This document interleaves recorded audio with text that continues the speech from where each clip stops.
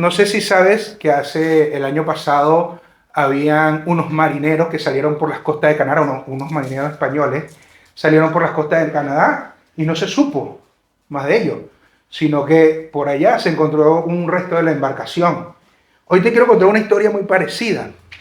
Había un grupo de marineros, de pescadores, que salieron a faenar, salieron a pescar una noche, como estaban acostumbrados, pero lo que no sabían ellos es que iban a vivir la historia más aterradora de sus vidas. Cuando se encuentran allí en medio de la faena, en el mar adentro, se desata una tormenta que para ellos nunca, jamás habían visto. Para ellos, marineros acostumbrados a tormentas, para esto ellos eran una tormenta que jamás habían vivido. Habían unas olas que sobrepasaban su embarcación. Y cuando bajaba la embarcación, las olas le sobrepasaban. El viento era tan fuerte que las olas se convertían como en bolas de cañón que intentaban voltearla y ahogarla a la embarcación. Duraron casi 2 horas, ellos estaban angustiados, desesperados, sin fe. Dijeron, aquí morimos, perecemos, de esta no nos saca nadie. Tenían todos sus artilugios, toda su equipación para ubicarse y nada les servía, nada. Solo tenían motores con potencia, pero nada les podía guiar. Y apretaban el motor y más adentro se metían de la tormenta. Hasta que de repente ven una luz a lo lejos. Y ellos se emocionan porque sabían que era un faro. Y esa luz les sacaba de la tormenta donde estaban metidos. De pasar a estar muertos prácticamente, se llenan de vida. De pasar a estar muertos, se llenan de vida. De pasar a estar muertos, se llenan de vida. Y de esperanza. No tenían esperanza alguna. Al ver el faro, se llenan de esperanzas. ¿Por qué? Porque el faro les guiaba hacia un puerto seguro. Les guiaba a tierra firme. Los sacaba de la tormenta. Pero, ¿qué pasa ahora cuando esa tormenta no ocurre en el mar, sino que ocurre en tu interior? ¿Qué pasa cuando las olas de la incertidumbre sobrepasan tu vida? ¿Qué pasa cuando el viento de la soledad, de la crisis económica te quiere hundir y te quieren voltear? ¿Qué pasa? ¿Dónde encontramos nuestra luz? ¿Dónde encontramos esa luz que nos guía? Todos hemos tenido algún tipo de tormenta en nuestro interior de este sentido, ¿sí o no? En algún momento de nuestras vidas. La búsqueda de propósito, luchar contra nuestros errores, luchar contra nuestros fracasos, el querer sentirnos aceptados, abrazados por quien realmente somos y no por las etiquetas que el mundo nos quiere poner. Esta es la necesidad que nos une a todos. La búsqueda de identidad, la búsqueda de dirección, la búsqueda de redención, la búsqueda de conexión con Dios. Hoy estamos aquí para recordar que hay una luz que brilla más fuerte que cualquier tormenta que podamos enfrentar. Una luz que no solo nos va a guiar a través de la oscuridad, sino que nos va a llevar a un puerto seguro y nos va a dar y nos va a poner en un sitio donde hay vida. Esa luz se llama Jesucristo. Y es a través de su mensaje del Evangelio donde nosotros encontramos ese camino preparado, donde encontramos redención de pecados, salvación, conexión con Dios y sobre todo encontramos el poder del testimonio del Espíritu Santo.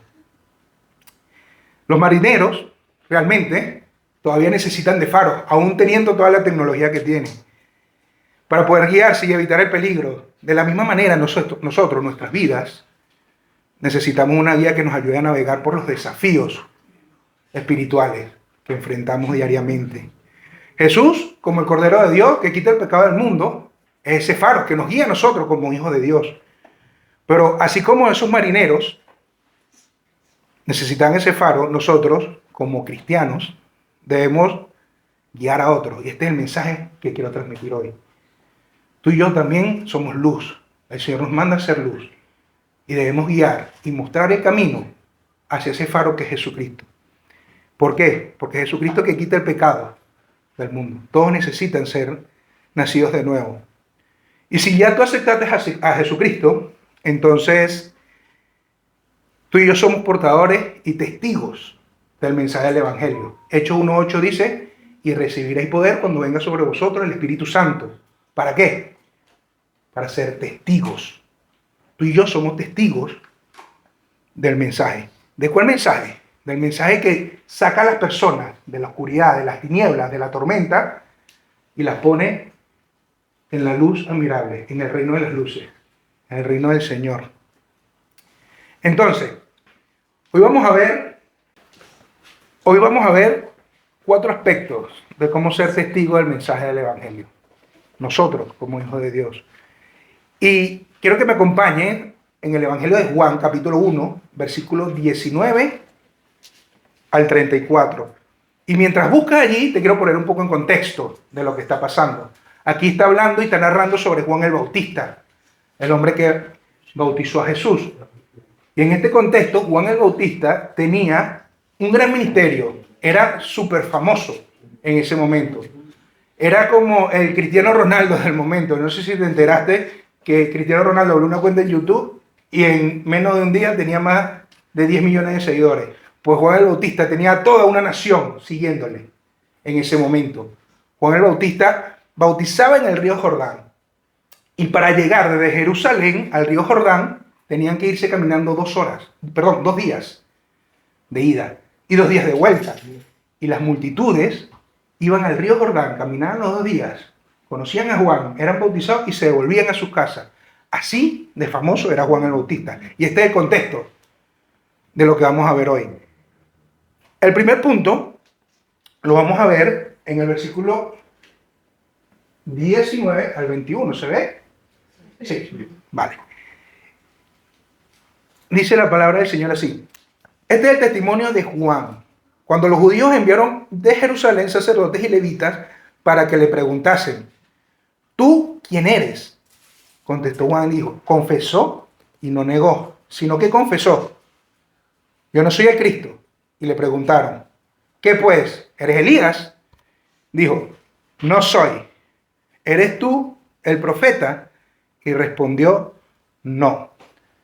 La primera característica que vamos a ver es que nuestra identidad está en Cristo, está basada en Cristo y no en nuestras capacidades. Eso es lo primero que vamos a hacer. A ver, Juan el Bautista sabía quién era realmente y sabía quién no era. No era ni el Cristo, ni Elías, ni Juan el Bautista. Estaba muy claro en su identidad. Así también nosotros debemos tener claro nuestra identidad. Nosotros somos hijos de Dios y por consecuente somos seguidores de Jesús. Esta es una identidad de humildad y de negación a nosotros mismos. Juan el Bautista muestra un ejemplo muy claro aquí de humildad, a reconocer que su rol es secundario al de Jesús. Esto nos enseña la importancia y la humildad que debemos tener en el servicio y reconocer realmente que Dios está sobre nosotros. Juan el Bautista se negó a tomar títulos, a pesar de la fama que tenía.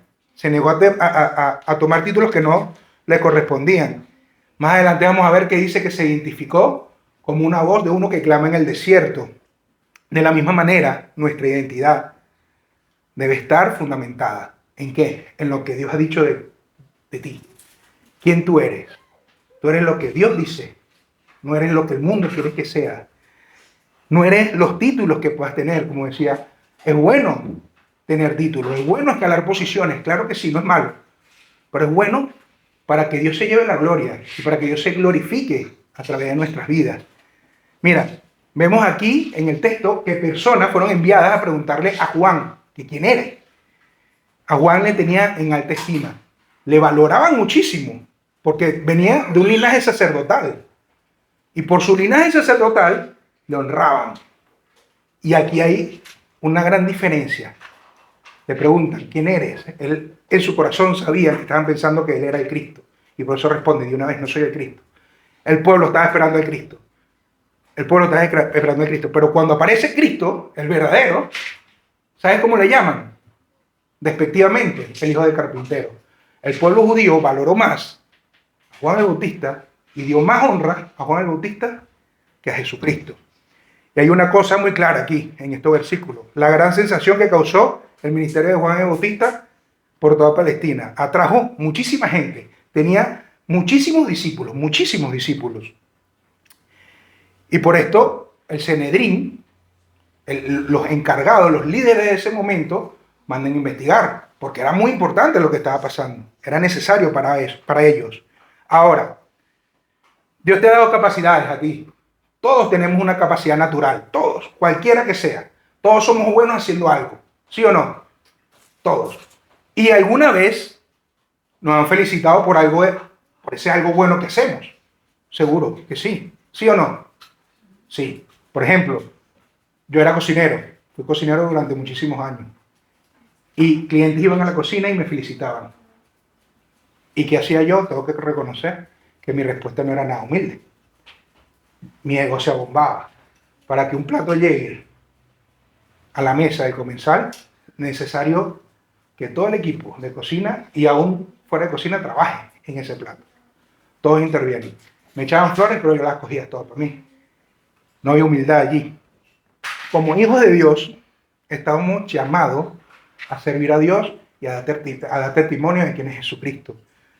Tanto en nuestros trabajos seculares como dentro de la iglesia. Debemos estar conscientes en todo tiempo que nuestra identidad está en Cristo y no en lo que hacemos, no en nosotros. Y eso, cuando estamos conscientes que nuestra identidad está en Cristo, entonces nos hace vivir de forma humilde. Soy una iglesia en este pueblo, ¿sí? Y Dios quiere que su iglesia aquí, en Daimiel, crezca, ¿no? Y Dios quiere que todos sean líderes de su iglesia. Dios quiere usarle a todos para que esta iglesia sea muchísimo más grande y que tengan que buscar otro local. Dios quiere eso. Pero desde ya, ¿sabes qué tienen que ser? Testigos de Jesús, testigos del Evangelio. Juan el Bautista es un gran ejemplo de esto, de cómo ser testigos de Jesucristo y de cómo debemos comportarnos, cómo debemos responder ante cualquier situación. Porque donde estamos nosotros y cómo respondemos nosotros, la gente va a saber quiénes somos nosotros. Pero muchas veces buscamos el reconocimiento propio. Es nuestra parte humana, es nuestra naturaleza. Vamos a ver la respuesta de Juan el Bautista. Y vas a darte cuenta que cada vez eran más cortas, más concretas y más precisas. Le preguntaron, ¿quién eres? No soy el Cristo. Respuesta corta. ¿Eres Elías? Aún más corta. No soy, pero muy concreta. ¿Eres el profeta?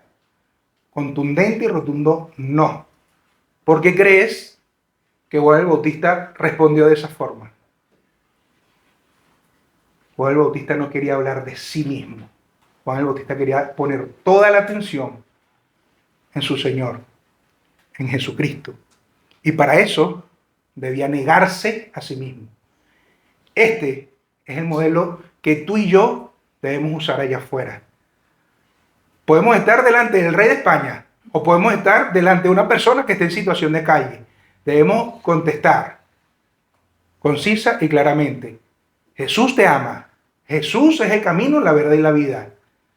En Jesús y solo en Jesús hay redención de pecado. Necesitas ser salvo. Esas son las respuestas que nosotros debemos dar. Ese es el modelo que nos da Juan el Bautista aquí. Cuando somos testigos de la persona de Jesús, con la persona que estamos hablando, esa persona se tiene que identificar con Jesucristo y su obra en la cruz. Y no con nuestro trabajo, no con lo que hacemos en la iglesia, no por quienes somos. Cada vez que testificamos, la persona se tiene que identificar con Jesús en la cruz, porque es el que le va a dar vida eterna, no a nosotros. Todo lo que hagamos es para su gloria. Mira cómo dice 1 Corintios, capítulo 10, versículo 31. Si pues coméis o bebéis, o hacéis otra cosa, hacerlo todo para la gloria de Dios. Había un astronauta hace no mucho tiempo que estaba allí en su transbordador espacial, esperando el despegue, la cuenta regresiva. Y mientras él estaba allí esperando, pasó por su mente todo lo que había hecho, todo su esfuerzo, lo grandioso que era para poder estar allí, todo el trabajo que había hecho, y decía, me lo merezco, estoy en la mira de todo el mundo hoy, Yo soy el hombre del momento. Y cuando va al espacio, se siente realizado. Y ve y está rodeado de tecnología, logros humanos. Y su ego se infla. Y él solo voltea y ve por la ventanilla y ve el planeta Tierra abajo. Y él dice que en ese momento el mundo se le vino encima. Todos sus pensamientos quedaron minimizados. Dice, no soy nadie, no soy nada delante de la creación de Dios. Tú y yo, igual que ese astronauta, debemos reconocer quiénes somos delante de Dios. Que nuestra identidad está en Cristo y no en lo que nosotros hagamos. Entonces, ¿qué hacemos si nuestra identidad está en Cristo y no en lo que nosotros podemos hacer, nuestras capacidades? Vive con humildad. Vive dentro del propósito divino. Rechaza las etiquetas de este mundo. Recházalas. Donde sea, en el trabajo, con tu familia, elige vivir según los valores del reino y no según los estándares de este mundo. Testifica de quién es Jesús en tu vida. Tu identidad está en Cristo. Un segundo aspecto que vamos a ver, lo vamos a encontrar en el versículo 22 y 23. Dice, le dijeron, pues ¿quién eres? Para que demos respuesta a lo que nos enviaron. ¿Qué dices de ti mismo? Mira la pregunta.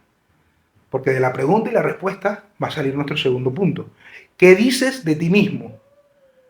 Respondió Juan y dijo, yo soy la voz de uno que clama en el desierto. Enderezad el camino del Señor, como dijo el profeta Isaías. El segundo punto es que debemos preparar el camino para que otros se encuentren y reciban a Jesús. ¿Y qué tenemos que hacer para eso? Prepararnos espiritualmente.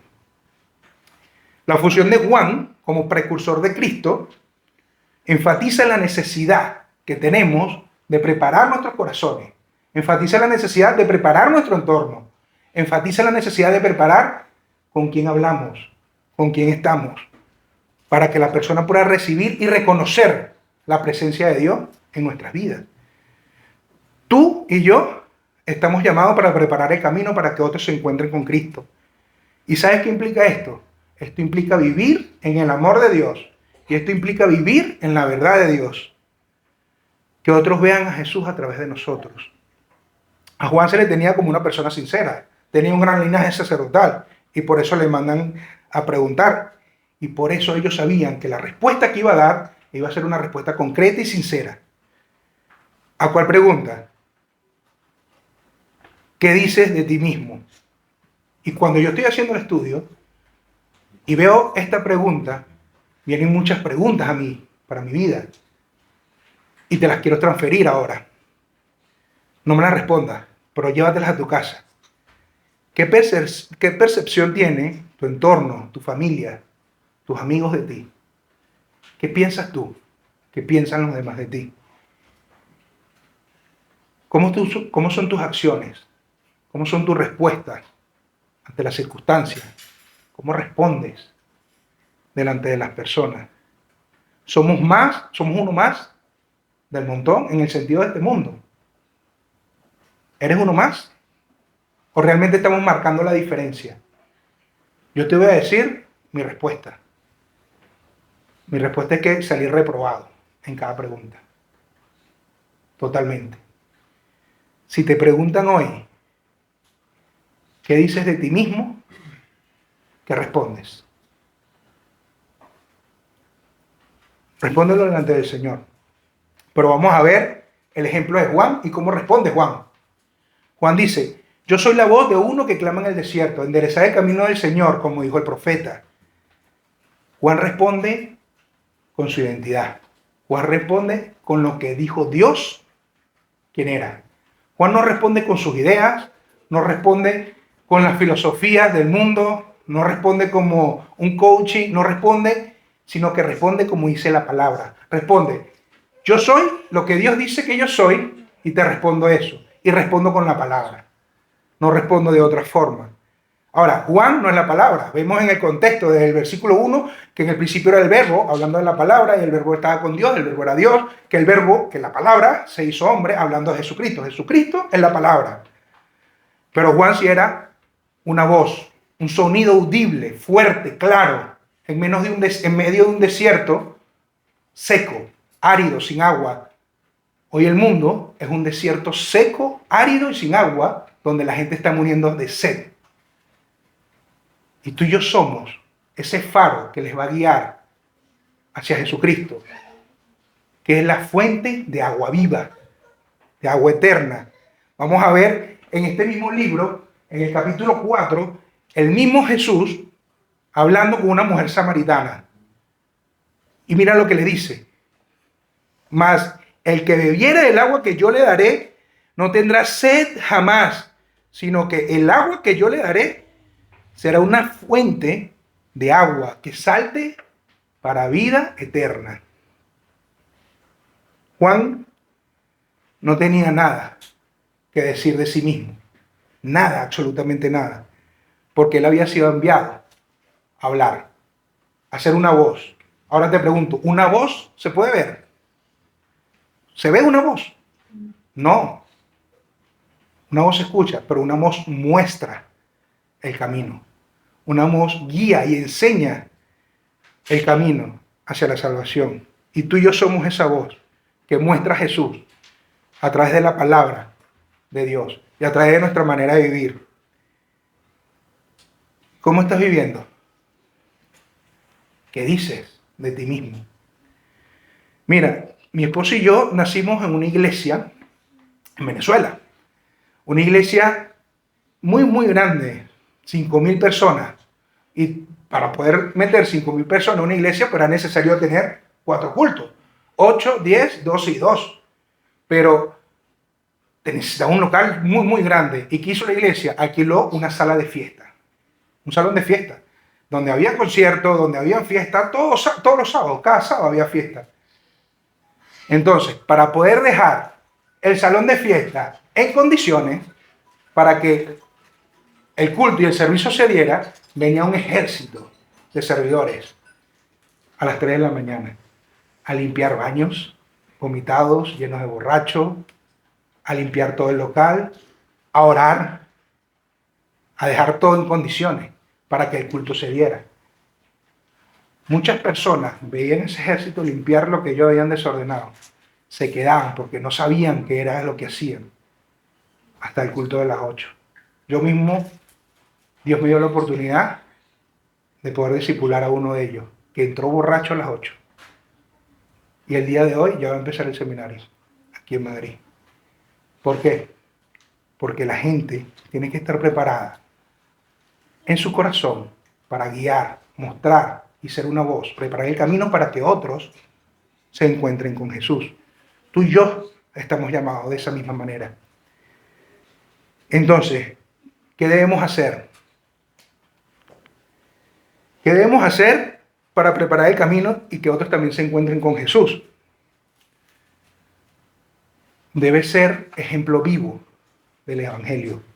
Debemos ser intencionales en nuestra forma de hablar, en cómo nos relacionamos, mostrando el amor y la paciencia en nuestra comunidad, sirviendo, ayudando a los que realmente necesitan. Señala a Jesucristo con tu vida y con lo que haces. Entonces, ¿cómo somos testigos del mensaje, del Evangelio? Hemos visto que nuestra identidad está en Cristo y no en nuestras capacidades. Acabamos de ver que debemos preparar el camino para que otros también se encuentren y reciban a Jesucristo. Pero ¿por qué se tienen que encontrar con Jesucristo? ¿O para qué? Vamos a verlo, versículo 29 solamente.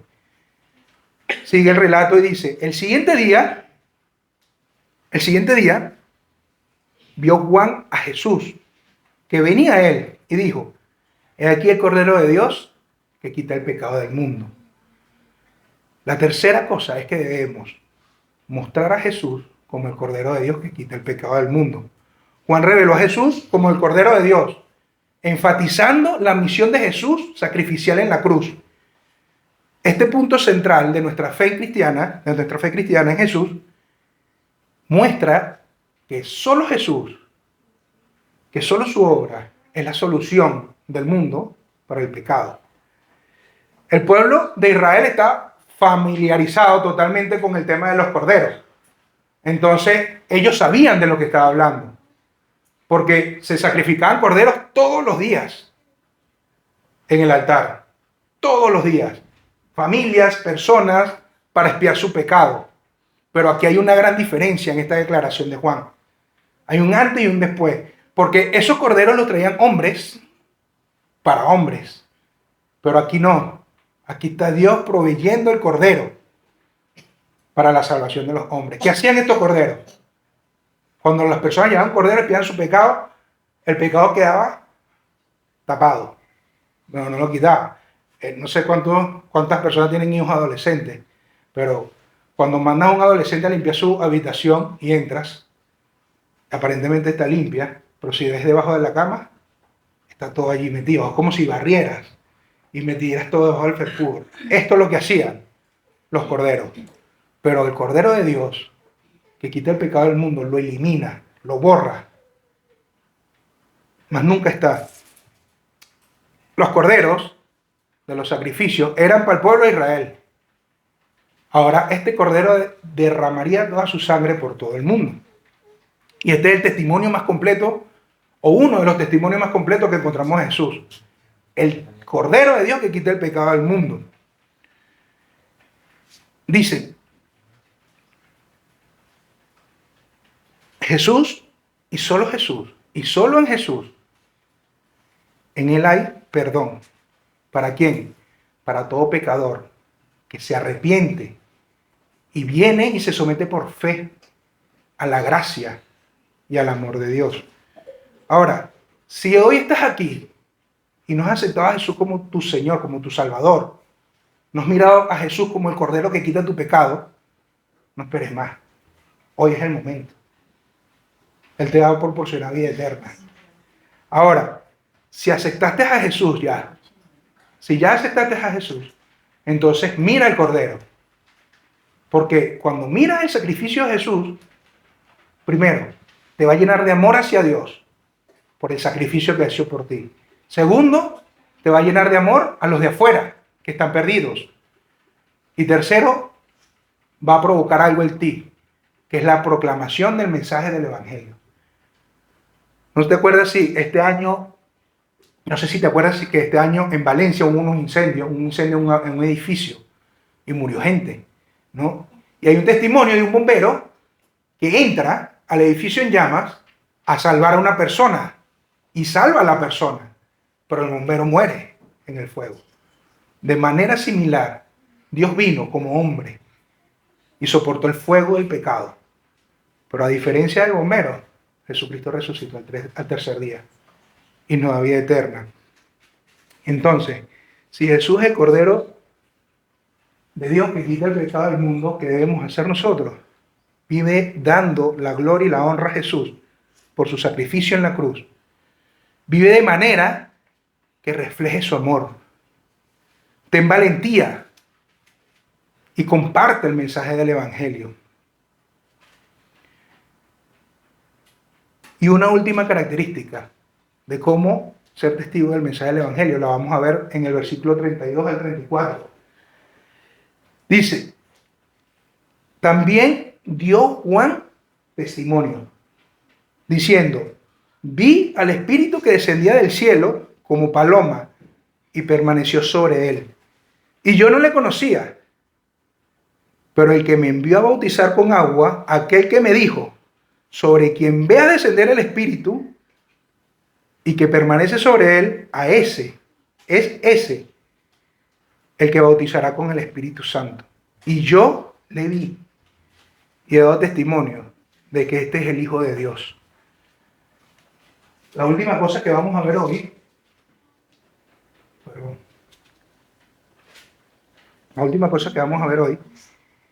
es que debemos testificar de la obra del Espíritu Santo.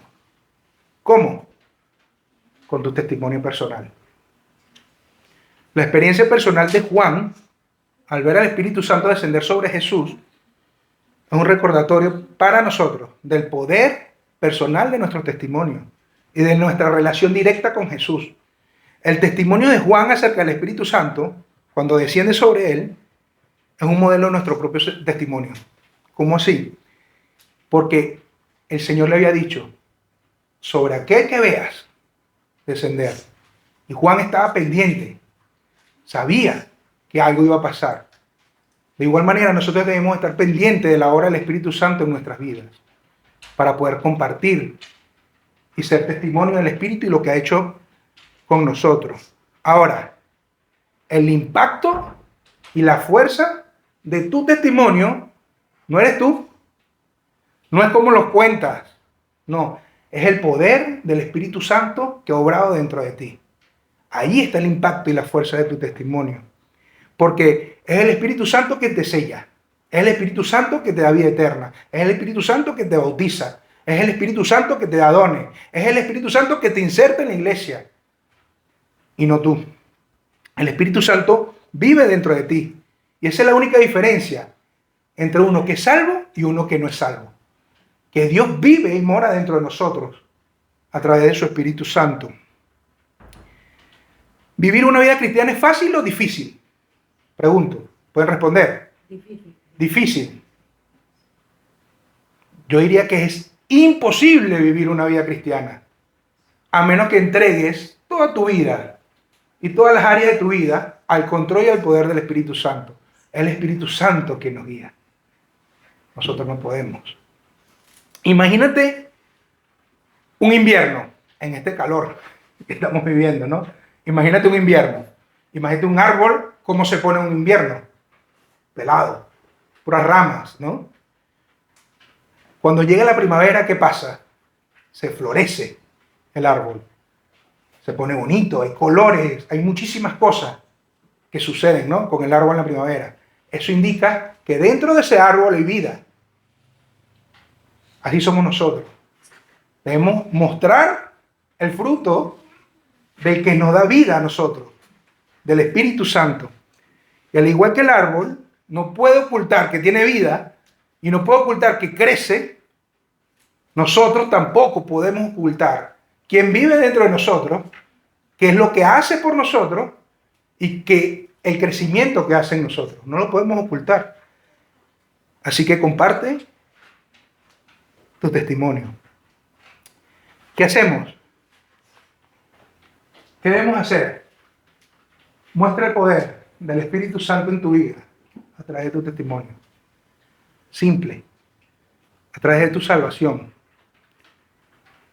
Entonces, te quiero dejar con unas preguntas. ¿Cómo es un testigo del mensaje?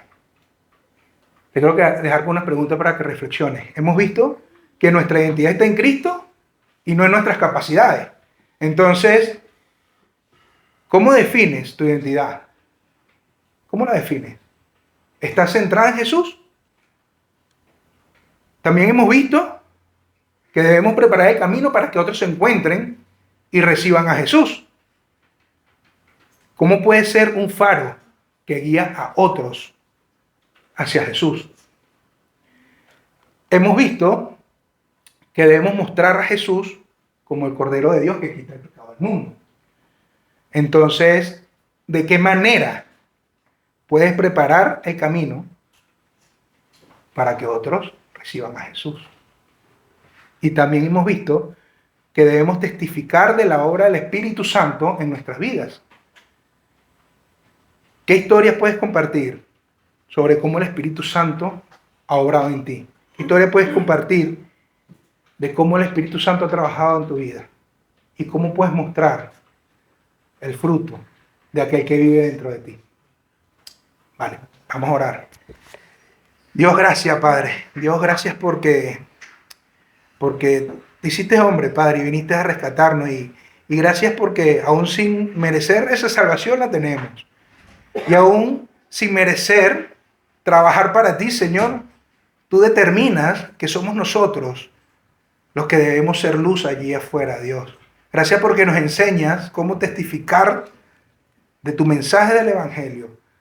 Gracias porque nos enseñas cómo rescatar personas, Señor, que están en tormentas, que están en la oscuridad, Señor, y guiarlas hacia ti, que eres la luz admirable, Dios, y eres la luz eterna.